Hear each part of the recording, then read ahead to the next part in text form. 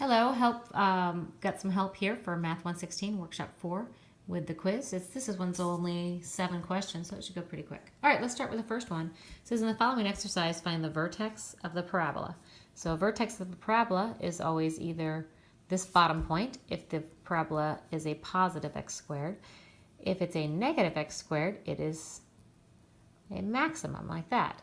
But what works out here nicely is that we have here and here. Those are the ones that we want to look for, because what I'm looking for is this. F of x equals a x minus h squared plus k. And hk is my vertex. So h, I put a negative with it, it's going to be opposite. So this instead of 3 is my h, so it's going to be negative 3 because it's opposite, because again, look, I have it negative. And then finally, k is my 5, so 3, 5.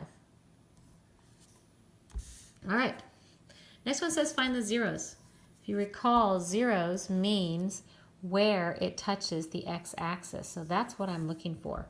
So the first thing I'm going to do is I'm going to see, as I'm going to factor out, I notice there's an x in all of this, so let's go ahead and factor an x out of all there. So I get x, and that's going to be an x squared minus 4x plus 4. All right, so I know right away this x means, remember, it's equal to 0. Again, what causes it to be 0? So we know we have one root there at 0. So I've got one of them. All right, so next what I'm going to do is I'm going to go ahead and factor this if I can. So I'm trying to look for two numbers to multiply to get 4, that add or subtract to get negative 4. So that's going to just be this, x minus 2. X minus 2, and that works out well, because what that means is if I multiply this out again, I get negative 2x to get me that negative 4x, add them together, and then negative 2 times negative 2 gets me the positive 4. So that works out. So again, this is equal 0.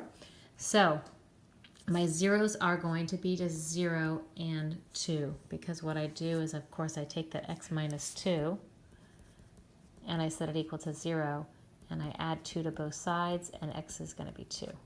And since I have 2 of them, I don't have to list it again. So I have on my graph at 0 and at 2, and we'll talk about what happens to those here in a second. So it says the multiplicity at the leftmost 0, the multiplicity meaning at this one here, my 0 or my solution is 0. I know that kind of sounds funny, but it's when it's called a 0 when the function is equal to 0. Well, it happens to be that 0 works for this one. But my multiplicity is just 1. It's just asking how many times do I have a 0, and that's 1 because I just have a single x. It says the multiplicity of the rightmost 0. The rightmost 0 is this one. This is the rightest 0. Well, that one, I have 1, 2 of those, so that answers 2. Okay, the next one says determine whether the graph crosses the x-axis, touches the x-axis at the leftmost 0. So this is what's happening. When this just equals, this is going to go down, and what's this one's going to do, this is going to touch, because this is called a multiplicity of 2, so it touches. When it's a multiplicity of 1, it just goes through. So that's, my graph is going to look something like that. So this one here is going to be crosses the x-axis, and the next one for the rightmost 0 is that it is actually going to touch. Right, and there's the answers again there. All right. Okay, next question. Use the given function to answer the questions below. So I have negative x to the 4th plus x squared. Let's go ahead and look at what the questions are. So let me write it down again here for us. I have negative x to the 4th plus x squared. So it says, use the leading coefficient test to determine the graph's end behavior. Okay, so the leading coefficient, what is this going to be? The leading coefficient, meaning if I put a really, really, really, really large number in this, what's going to happen is that my leading coefficient is going to be a negative, because it doesn't matter what this is, my leading coefficient is going to be really, really, really, really big, but that's a negative. So that means what's going to happen is as I put a really big x in there, my answer is going to be a really negative number. So this is what it's going to say. As the graph of f of x falls left and rises right, the graph of f of x rises left and falls right. What it's asking you is which one is it actually occurring. So, oops, sorry about that. What's happening is this, is because it's a negative and it's saying what's happening at the, as it's going to be something like this, meaning as I go very, very, very, very big on my x, my y is going to get smaller. So as my x rises, my y is going to fall. So that's what I need to look for, or my f of x. So as my f of x falls, my x rises, and that's the correct answer, which is C for that first one. Okay. Next time you have to find the x-intercepts. X-intercepts, again, the first thing I'm going to do is I'm going to take out x squared.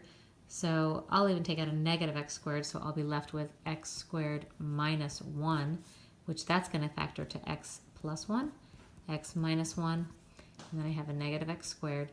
And so I have 3 roots. I have 0, because x squared equals 0. So x is 0. I have negative 1, because I have x plus 1 equals 0. So this is going to be x equals negative 1. And I have 1. So I have 3 roots here. All right.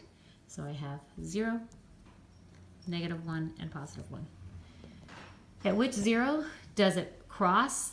And which, so on this one here, and all 3 of them, they actually cross because, I'm sorry, I apologize. At negative 1 and 1, it actually crosses, but because x squared, I have 2 functions, that one's going to touch. The graph I drew here was just a graph of a typical function, but not exactly what it would look like. This actually would go down here, and it would be better rather than this down here. So this here would be at negative 1, and this would be at positive 1. So that there would be a more accurate graph. I was just kind of sketching approximately what a graph would tend to look like with here, not necessarily using our intercepts. But now that we have our intercepts, we can go ahead and make sure we make that graph accurate.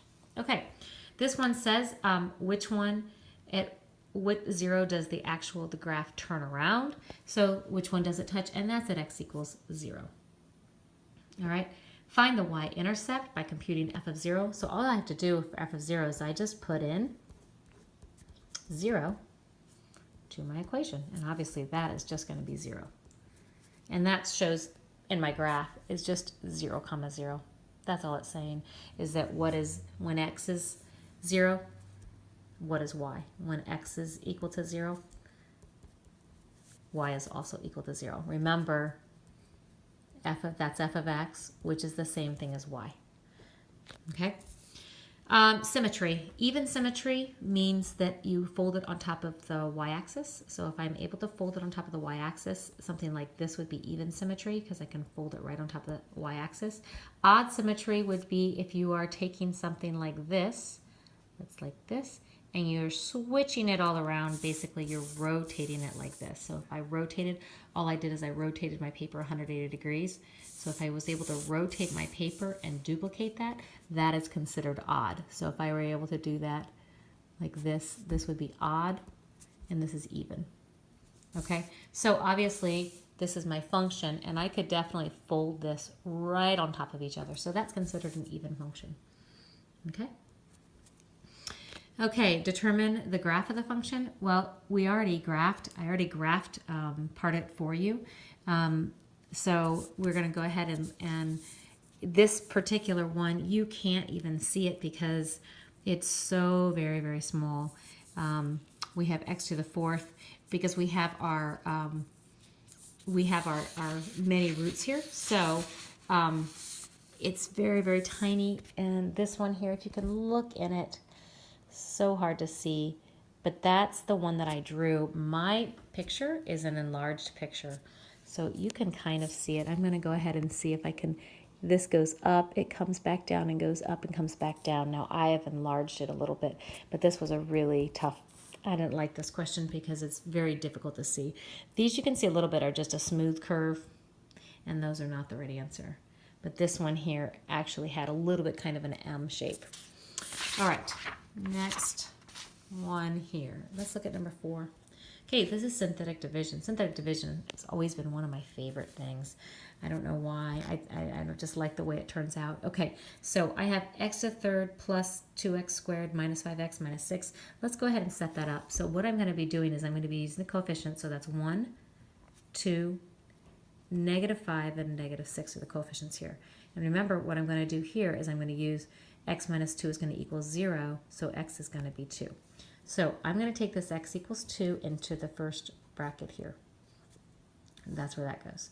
And all these coefficients, 1, 2, -5, -6, go here. 1, 2, -5, -6. Now remember, this is the coefficient of x to the third, coefficient of x squared, coefficient of x to the first, and coefficient of x to the 0, really, or my constant. If there was no, let's say there was no x squared, then this would be a 0. You would have to make sure you keep the placeholder. All right, so let's continue. And this is how I draw it. And we are, in order for it to be, we are looking for that to be 0. And then that would cause me to be able to say, yes, it is a factor.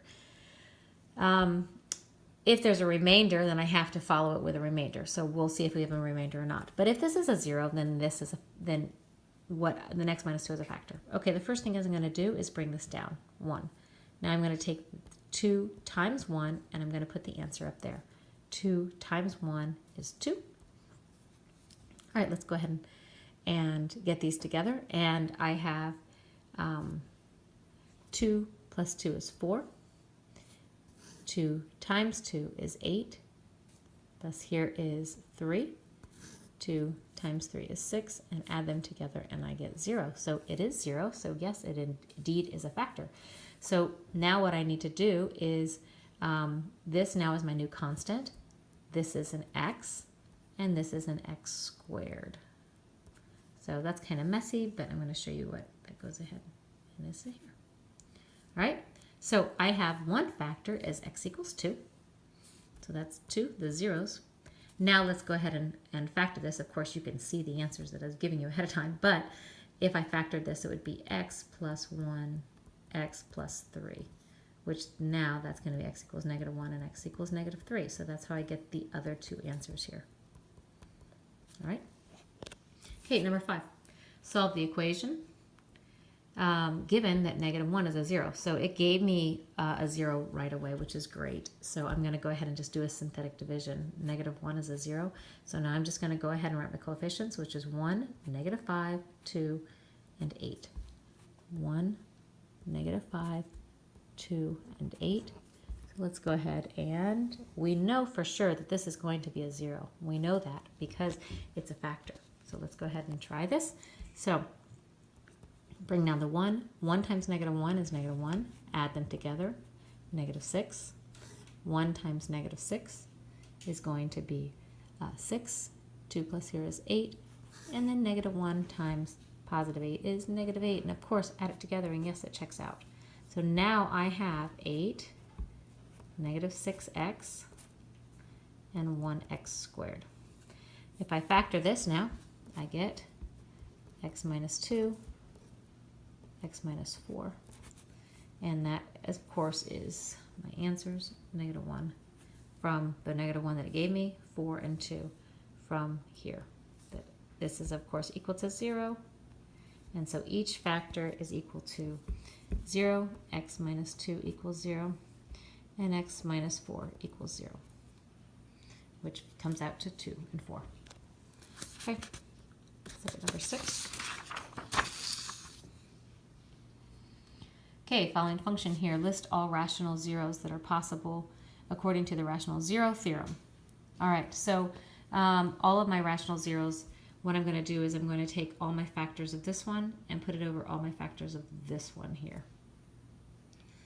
All right, so all my factors of 50, if we just list all my factors of 50, of 1 and 50, 2 and 25, 2 times 25, 3 doesn't go into 50, 4 goes into 50, no, it does not go into 50, 5 goes into 50 10 times, 6 doesn't go into 50, 7 doesn't, 8 doesn't, 9 doesn't, and 10 is back to here, 10 times 5.